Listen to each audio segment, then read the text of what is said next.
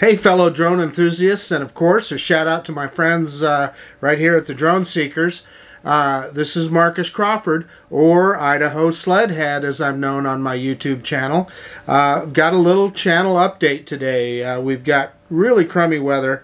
I really wanted to get the Xeno out again to really give a proper test of the flight control firmware, but today just isn't the day.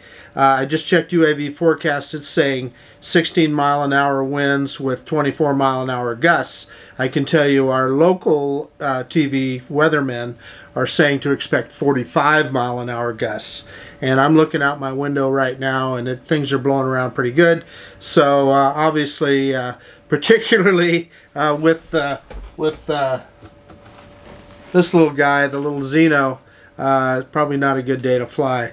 The Xeno is proven to be particularly susceptible to wind.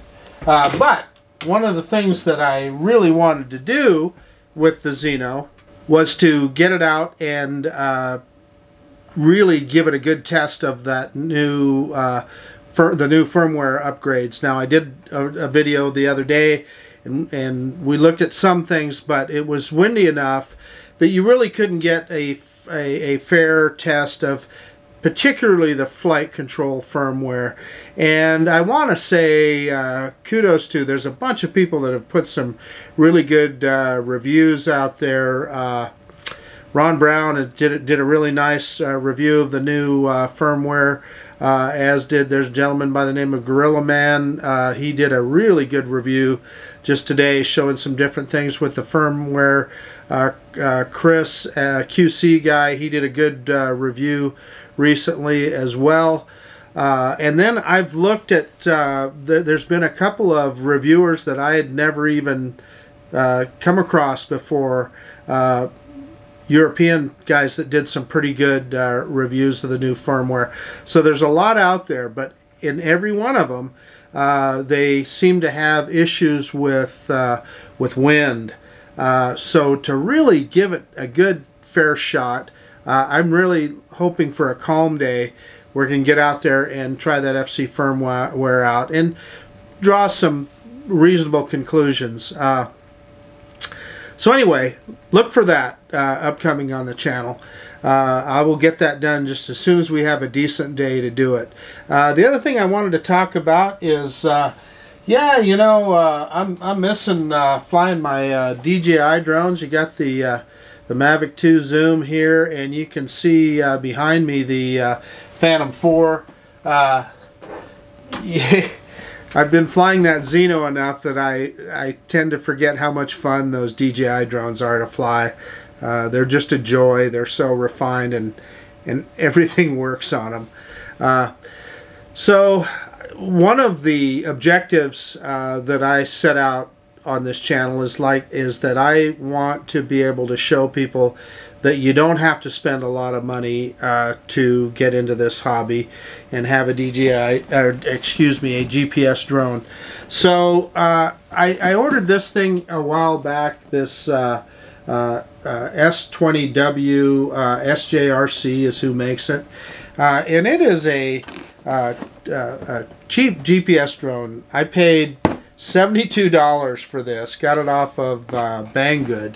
And there's no camera gimbal on it, so I don't expect it to have very good videography or even picture quality, quite frankly. However, if you're somebody that's just thinking about getting into the hobby and you don't want to go out and spend you know, $1,000, $1,500, or even $500 on a drone, you just want to try it and see how it works, I think some of these toy grade GPS drones, they're getting a lot better, and it's a good way to see if it's something that you're even interested in. Now this little guy, I'm quite sure won't have much range or anything like that, but if you're learning the sport, it would give you an opportunity to see how a drone flies and fly it around a little bit and see if you like it and you're not breaking the bank to do it. Previous to this, and although I haven't flown this yet, if you look back in my channel a few months back, I flew the Vizio XS812, and that was for the money. It was under $100, and it was a phenomenal little drone. In many ways, that little $100 drone had better flight control characteristics in some ways than the Hubsan Zeno. Although the Hubsan Zeno is far more sophisticated, has far more features on it. I'm just saying that that little Vizio XS812 was a pretty good flying drone, and it was under $100, and they're even cheaper than that now. So anyway, we'll try out this one when we get a chance and see how that does. And beyond that, obviously I'll be flying the Phantom 4 more, as well as the Mavic 2 Zoom. The other thing that I did is I ordered one of those Fluidity flight controllers, the Joystick flight controllers. You can pre-order them, and they're under $300. If you would have got it on their Indiegogo campaign, it would have been like $229. They say that the real price is going to be $500, which is a lot. But it promises to be an interesting way to control your drone. And for right now, it's just available for DJI products. So I'm not clear on how it all works, but it hooks to your DJI controller, and then you control the drone through that, and then it's got a little holder on there for your smartphone, so you get the FPV, so you hold this thing in your hand. Well, shoot, I've got a... So, I forgot about this. I had this under my desk here. It's awful dusty, but... I used to play a video game called Mech Warrior, and that's what I use this joystick for, and it's the exact same movements. So to yaw, you twist like this, accelerate forward, reverse back, and in the middle it'd be hover, and then to turn, left and right. So I'm really used to that kind of motion from playing video games. But then also it's got a little hook at the top. Let's see, you push the trigger to raise, and you push down with your thumb to lose altitude. So it seems pretty intuitive. You know, I'm worried that it may be kind of clumsy the way you have to plug it into the DJI controller, because that's a lot of stuff you're going to be carrying around. So, but we'll see. And then the other thing that I wonder about is, obviously you have to have a controller. You hopefully have the antennas in such a way that they're facing the drone. But in any case, I'm anxious to see how that works. And I've said numerous times, I'm not the most competent person on the sticks. Maybe this is something that helps somebody like me achieve smoother flight and have better control. I always admire when I see you guys on the videos that you have that really smooth, good control, and I'm not quite there, and I end up using the automated flight controls a lot for that reason, because that's how I get some of the smoother, better video for me, which I guess is why they put those features on these drones.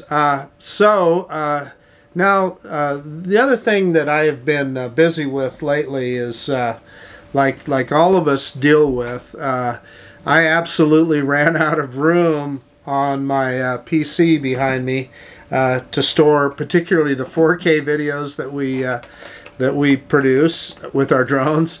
So I had like all kinds of hard drives.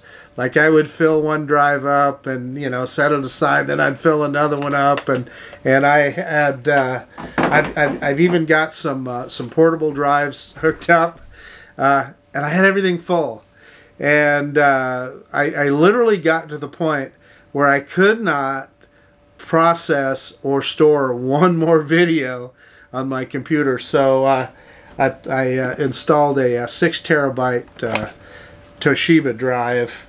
And so hopefully that'll last for a while. and I need to, I think, figure out a way to store some of my older videos. Probably buy another portable drive or something, so that I can kind of put some of them in the library, so to speak, that you're not going to be looking at all the time. I'm sure that's a common problem for any of us that create these videos and store them. In fact, I would be interested to hear what some other people, what your solutions are for that problem. So the other thing that I want to talk about is I am going to change the name of the channel because my channel has evolved, and it's primarily about quadcopters and drones. I prefer using the terminology quadcopter. Drones is somewhat of a misnomer, as you know. When I think of a drone, I think of something that's automated, that you're not controlling yourself. But of course, they're commonly called drones, and obviously I'm a big fan of the and a member of the Drone Seekers group. But I'm going to call my channel Idaho Quadcopter. Because I'm known by that Idaho Sludhead name, I wanted to keep Idaho in there. And I wanted it to be simple. And I think Idaho Quadcopter kind of says it all. So in the next few days or week or so, you'll see that name change on my channel. And of course, I'll have to change my announcement a little bit when I do my videos. The other thing that I've thought about doing is I will probably start a second channel. I am relatively recently retired. I retired in August of last year. So I've been retired about 6 months or so. So I'd like to start kind of a channel kind of featuring what retired life is like. So I'm going to do some videos about our local area here in southwestern Idaho, and shoot wherever my wife and I may travel and see some things, and just about the challenges that people face, or issues that come with no longer having a career.